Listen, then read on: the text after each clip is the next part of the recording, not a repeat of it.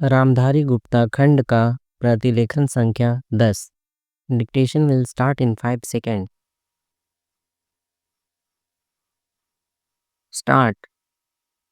सभापति महोदय, आज हमारे देश में जो ऊपर से लेकर नीचे तक शिक्षा दी जा रही है, उसमें व्यवस्था ही एक कारण है जिसकी वजह से शिक्षा का स्तर गिरता जा रहा है।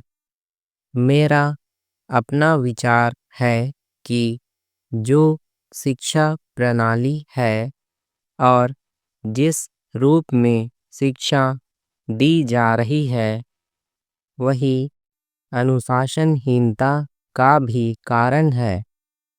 अपने देश और प्रदेश में हर एक की अपनी अपनी भाषा है और वह बालक जो इस देश में पैदा हुआ है, जो अपनी मातृभाषा की गोद में पला है, उसको यदि अपनी मातृभाषा में ही शिक्षा दी जाए तो मेरा विचार है कि शिक्षा का स्तर ठीक हो सकता है।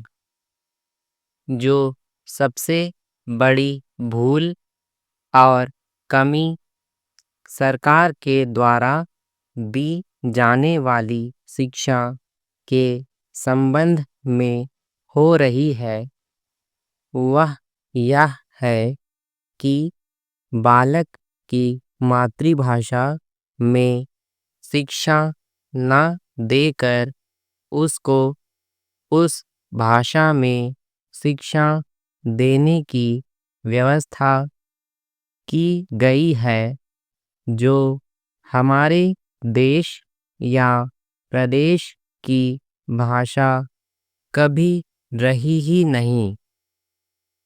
मेरा अभिप्राय विदेशी भाषा अंग्रेजी से है। मैं यह मानकर चलता हूँ कि जब से यह भाषा इस देश में आई है, चाहे वह किसी कारण से आई हो, इसे आप भी और इस माननीय सदन के सदस्य भी जानते हैं कि उससे बुरे परिणाम ही निकले हैं। कोई भलाई नहीं हुई है। इस देश को जो हानि हुई है, वह किसी से छिपी नहीं है। हम देख रहे हैं कि हमारे यहाँ जितना फैशन बढ़ रहा है और जितनी वेशभूषा बिगड़ रही है, वह सब अंग्रेजी भाषा के ही कारण है।